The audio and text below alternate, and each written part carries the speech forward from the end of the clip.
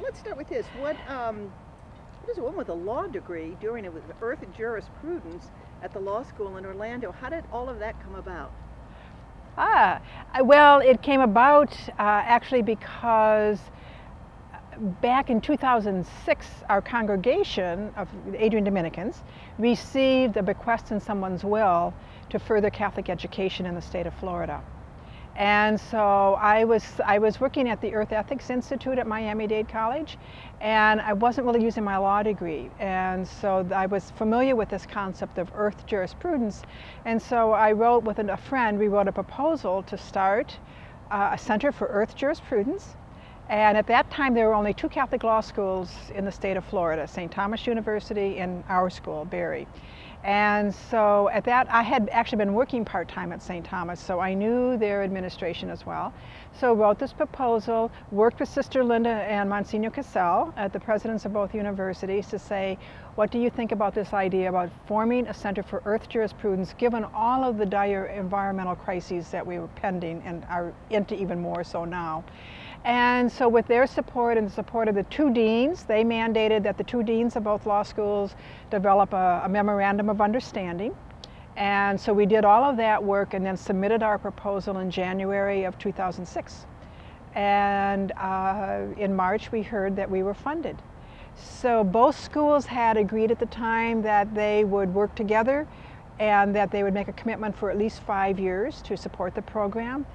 And by January of 2007, our very first year, Berry University Law School was the first one to ever offer a course in Earth Jurisprudence nationally of any law school in the country. So I was commuting back. I was living in Miami at the time, and I commuted back and forth to Berry every week up in Orlando to teach for the first couple of years.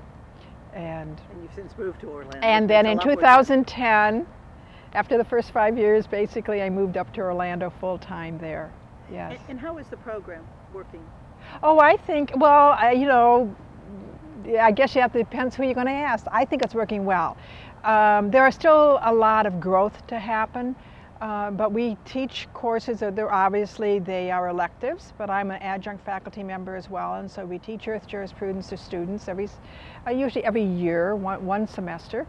And we do our programs, we do a lot of outreach to the larger community now. We started out really focusing on Berry and on lawyers, and now it's Berry, lawyers, and the wider environmental community, and also the interdisciplinary community, a lot of the artists and the cultural workers.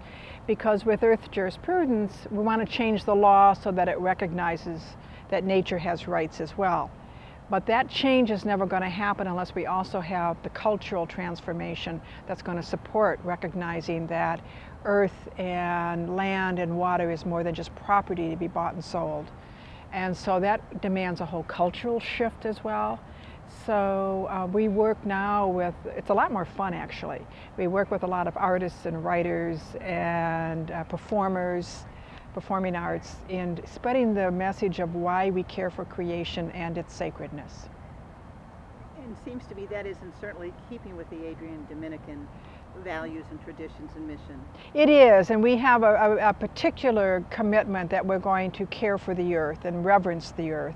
And Berry does that in a number, carries that value over in addition. So it's very much in alignment. It's a part of our social justice commitment, but now we recognize that in order to have social justice, earth needs to be healthy as well. And if earth is ill, then so are all of her people. And it's always going to affect the most vulnerable and those who are poor the worst. So where do we put our toxic waste dumps? Poor neighborhoods. I mean, wealthy people or people with political access are going to say, not in my backyard. So there's issues of environmental justice, there's issues where the vulnerable who are really poor and don't have a lot of political power, they're going to end up with the worst environmental areas and environment as well. With the least ability to fight it. And the least ability to fight it. What attracted you to the Adrian Dominican order? You know, I think when I was a child, I mean, I started having our sisters for school in 5th grade. And that's now all the research shows that's a real pivotal time. And then I also had the Adrian Dominican sisters in high school. And so they were an excellent role model for me, but what really attracted me was their joy. And I remember in high school, The sisters lived at St. Peter and Paul High School in Ruth, Michigan, and the sisters lived on the 3rd floor of the school. So the first 2 floors were classrooms, and then they lived on the 3rd floor.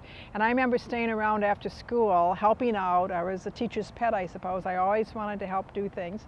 And I would be around doing things, helping out in the classroom, and I'd hear these gales of laughter upstairs when the nuns got back from the classrooms and they went back upstairs to the convent. And so when I first thought of becoming one of them, it was their joy. And then I thought that I would always be in education and I'd always be in a classroom. I mean, and it's interesting that now after all these years, I'm actually back in the classroom. It's interesting how many sisters who I spoke to at Adrian mentioned the Adrian sisters that they had as teachers were a pivotal influence in their life. Yeah. Well, they were smart. I knew that. They knew how to relate with people. And like, I'm from a rural area, so I remember when I was in grade school and we opened our school up, we had 3 sisters that were all from the city. You know, they didn't know anything about farming, anything about cows, you know, and so our families would invite them over when they were milking the cows and stuff, and it was just a lot but they went to our homes and they learned and acknowledged, like, oh my God, I'm a city girl, you know. And so I always admired their willingness to go into a different culture and learn. And while it was still the U.S., it was a very different culture for many of them. One of the sisters said she also liked the fact that they wore white at the time, where when she went to high school, it was a different order and they wore black. And she said, that was too dreary for me. I wanted to go with the white. Isn't that interesting? Yes. Yeah. And your family's reaction when you said that? Well, I come from a time when it was families thought they had, you know, were given a blessing if one of their children became a priest or a sister, you know. It was actually supported. And instead of now, most families have very few children, number one. And so they want grandchildren, etc. And it's not considered an honor the way it was when I was a child. So although my mom died when I was in high school, so she actually was deceased before I actually made the decision to enter, but she would have been fully supportive. And my dad, he lovingly supported me. Yeah, he'd say, honey, whatever you want to do. And I'd say, Dad, I'm only going to go to try it. You know, I have to try it. He said, you know, so. Actually, I had strong family support, and my aunts and uncles were very supportive of that decision. Does it not sadden you then that well, there's 2 things here, that women don't enter, that it doesn't have the support either because of numbers? I think they're missing a great opportunity. You know, and as I get to know young women and those who are in committed relationships and stuff, I wish I knew more about you beforehand, you know, not about me personally, but about this way of life. I think, you know, the image we have in the public is that we're like dowdy and like, you know, just some kind of a remnant.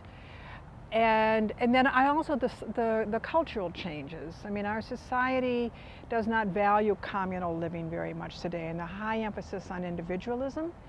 And also there's a whole movement away, and I understand it, I think, but from institutional religion. You know, and then we have issues with our institutional Catholic Church and roles of women in leadership. And I think if I was a young woman today, I probably would look at that pretty closely as well. I often say to people, I'm not ashamed to say it, I stay in the Catholic Church because of the Adrian Dominican sisters. It's my relationship. I know a different way of being church because of them. And so. And if you were 15 years old today, you wouldn't have that. I wouldn't have that experience. And I will say that, you know, and because our numbers, well, I would say when we had so many sisters in religious life, all communities, back in the 50s and the early 60s, that was really the time that was unusual. Because up until, I mean, religious life has never been large numbers of women. But it became the norm for us, especially in the United States. And now when there are fewer people entering, it's probably even a greater choice for them when they join a religious community today. But it is not something that is really valued by family or even in the church. I mean, we have our issues. And part of it is women religious are well educated, highly committed to our faith and justice. And we see women in the church not being treated as equals oftentimes.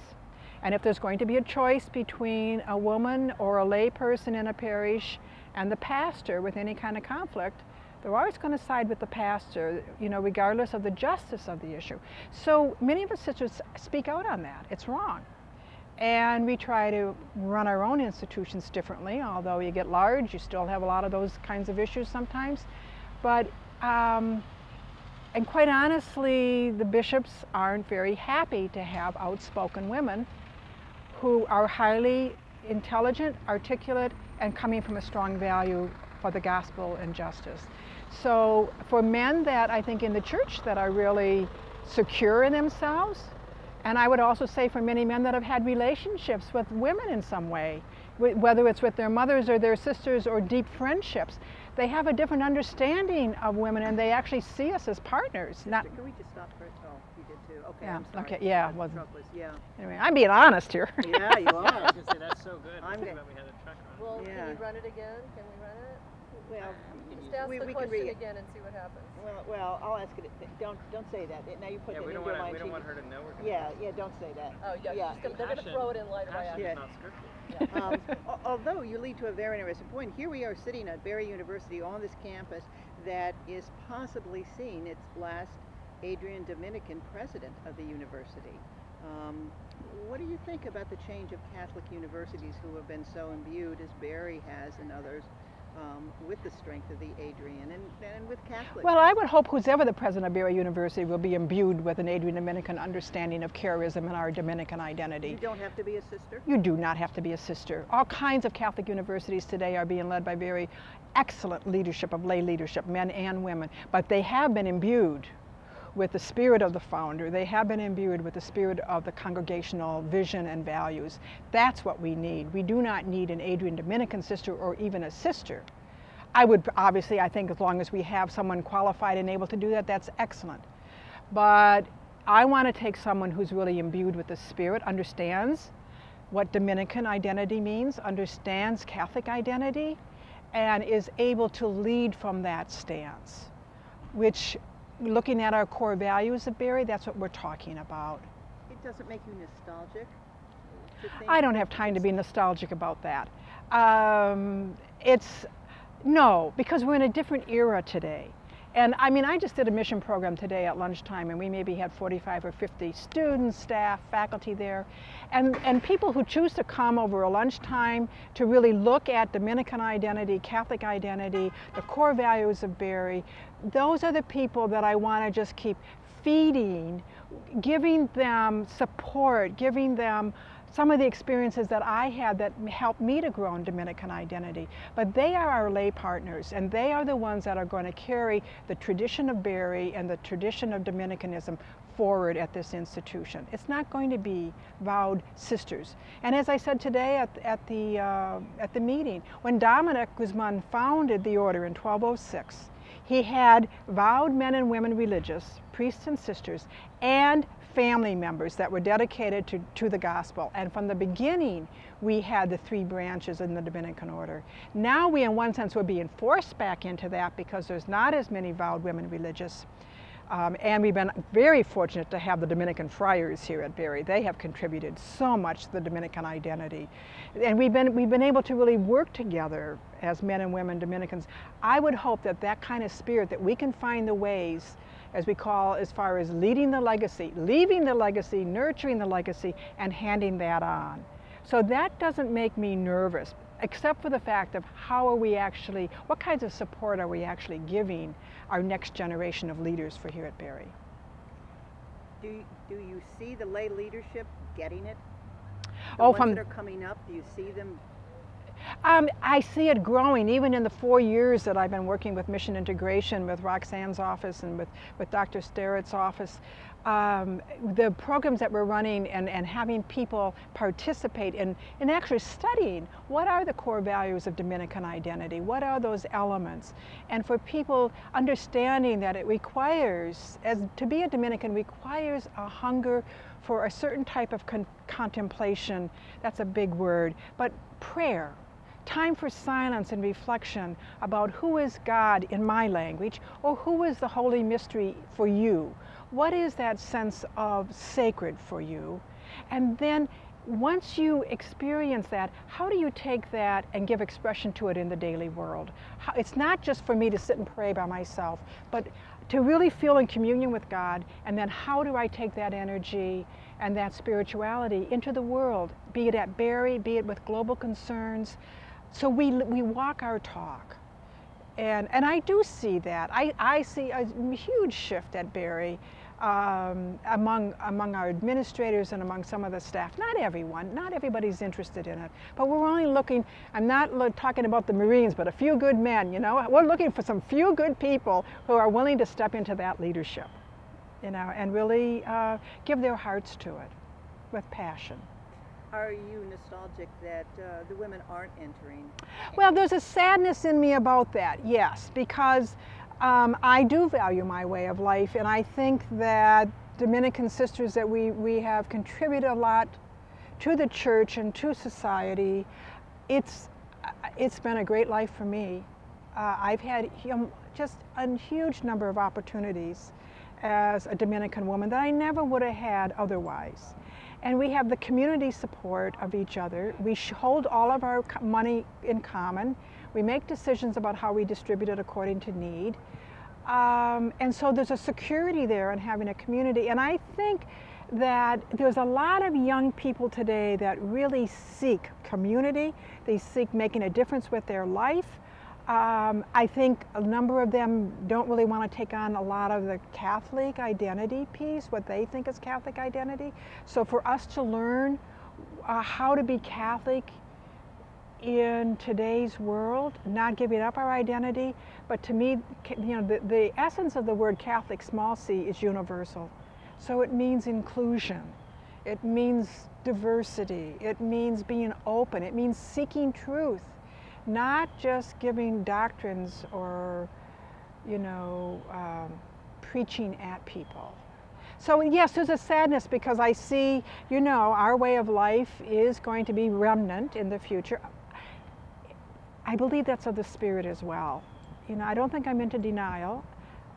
It's been 40 years since we've had large numbers joining us. So that is a cultural trend. At the same time, vocations are just burgeoning in Africa and in Asia. And again, there's a certain social stance that comes with being a religious woman. Like for me, I grew up on a farm. I was basically low-income working class. And I had all kinds of opportunities to move on, in one sense, up the social scale by getting education. And I think that today in this country, we've been so privileged, not everybody in this country, but so many families have been privileged that we don't know kind of like what we're missing. We don't know, we don't necessarily have a hunger for the spiritual. And when I grew up with our sisters, it was a different world. So I don't know. I leave it to the hands of the Holy Spirit. I don't think we're doing something wrong. I don't think, you know, if we wore habits, I don't think, you know, if we did something more superficial that we would get the numbers, because even if women joined us at that stage, you have to go to the heart of the message. And we are a community of Adrian Dominican sisters that are strongly Second Vatican Council Church. So we're not going to go back into a very restricted, dogmatic way of seeing the world. To that point, I'm thinking, if we weren't sitting here and we were someplace else, and if I said Barry University, when I say Barry University, what do you think of? What do you remember best? What would flash into your mind first, maybe? That's interesting. And so here I am thinking too much about it. That's fine. Pride in being a sponsor of Barry University. As a Dominican sister from Adrian, I'm just proud of the university. I'm proud of its growth. I'm proud of its history, where we went from an all-women's college when there was no other option here, to being, you know, co-ed, to the expansion of graduate programs, to the expansion of the law school that I'm very proud of, and I think it's a well-hidden secret up in Orlando. And then there is, I And then there was a certain stirring because I want to hand on this I want to be a part of handing on the heritage and have it be living today. I want, you know, when people see pictures of our sisters when we first started here with the students, it was so family oriented. It was small. Everybody knew each other. And so I think there's a certain hunger within me that we continue to build that sense of community with each other, and that somehow we not be shy in saying that God is our center, that we are grounded in the core values of decency and common good and care and respect that has a certain spiritual energy to it as well. So we're not only a university that's offering excellent education. We have a distinctive Catholic Dominican faith-based. And then I think if we stand in that clearly, we can be as open to every other group as we are already, but I think we need to stand in our own identity. It gives us a freedom to welcome people of all other traditions or not as well. And I think Barry certainly, I mean, I would agree that it's certainly done that. Oh, I think we have, and I just want it to continue. That's what I wanted to continue. What did you like about Barry when you were here? Well, I didn't study here. No, I know. Okay, so my only experience really at Barry is the law school, because I never really worked at the main campus here, although, so once I got to the law school, I wear several hats there, and as you mentioned earlier, I'm the director of the Center for Earth Jurisprudence, and then I'm sorry. Right, bye-bye. That was good timing. Yeah, yeah. As long as it's quick.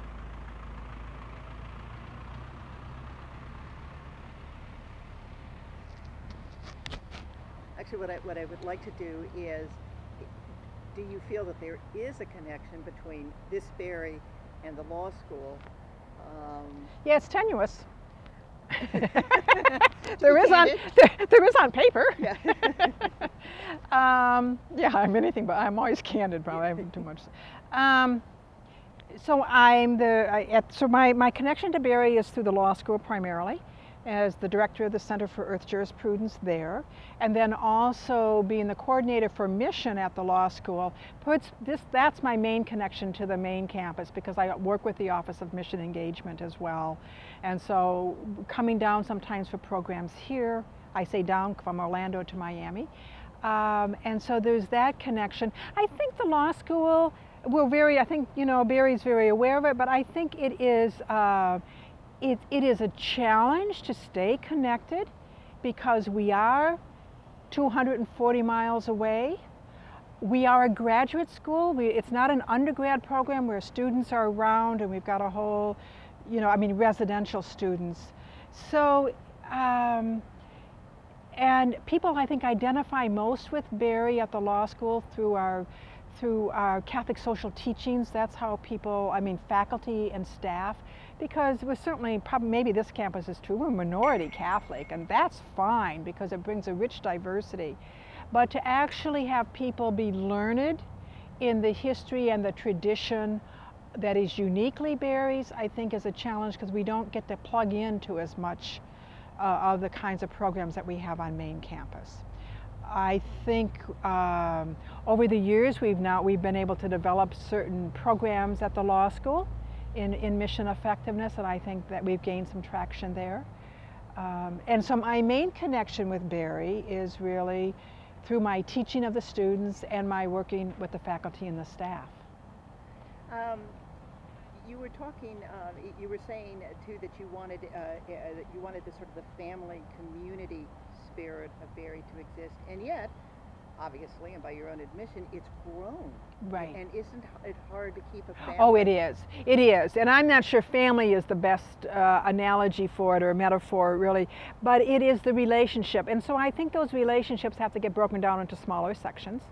You know, so whether it is through our students that live in the residences here, or whether it's within departments, or whether it's within, let's say, through campus ministry, I think contributes a lot. I think student services contributes a lot. I think service learning contributes a lot. But it is communicating the value that we have time for each other, and that we're actually interested to have some conversations, and so it's all about relationships. And I actually think Barry does an outstanding job of that. I know we do at the law school, of letting the students know that we care about each other. I'm not sure we're as good about letting faculty know they care about each other, or staff letting staff know, because there's so many demands placed on us. I don't mean that we don't want to. I just think that we live in such a fast-paced life that has to be modeled pretty intentionally to bring people together. What would you imagine? Do you believe that there will come a time when there is no Adrian Dominican order? Oh, no Adrian Dominican order. Yes, I can imagine that, because I already in the works of the different congregations of Dominican women in the U.S., there's already the vision that we will be one U.S. congregation of Dominican women. And we've been meeting towards that, and particularly for the women who do join each of the various Dominican congregations, they meet together, they know each other, they go through formation periods together, so that they're already growing up. When I say growing up, but I mean from entering the congregation into their Dominican life with women from other Dominican congregations. So I think we will go into the future two-tiered, that we will continue to be Adrian Dominicans, and at the same time we will continue to belong to this larger organization. And at some point, and maybe it's not too far down the road, I don't know, but that we will merge into one single U.S. Dominican congregation. Can you foresee maybe a rebounded interest? Yes, I do, and I can actually see it in my projection is if and when we experience greater suffering in the United States, because there is a direct link to community, and not that I'm asking for that, I don't mean it that way, but truly when you look after World War II, for example, or the Depression, when we as a society went through traumatic suffering, people looked at their lives differently, and that's when you had the major surge in religious vocations. People are searching for meaning in the midst of suffering. And so if we come to the point of not doing anything about climate change, and we have Miami here with rising sea levels, we already see it on Miami Beach, and people have to, that's what I mean by sufferings. I mean really people having their lives disjointed and needing the supportive community. I think that depending on how religious communities respond, I think religious communities could offer a lot of hope to young men and women as a way of life, of living in communal settings with really addressing the concerns of the day and coming from a spiritual base. I don't think otherwise. I think that the vocations will come from other areas pretty much, other areas of the world, I mean.